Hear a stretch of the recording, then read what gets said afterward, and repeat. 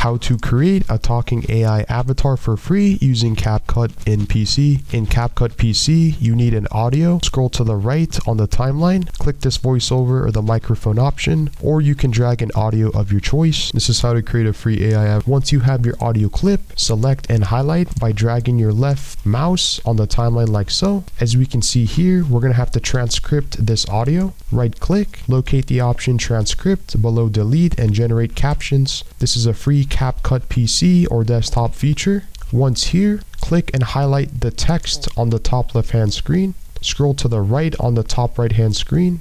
Click generate captions. Once a captions has been generated on Capcut PC, you want to highlight or select the text in the timeline like so in order to successfully create this free talking AI avatar. As we can see, we can adjust the text. Go to the top right hand screen in Capcut.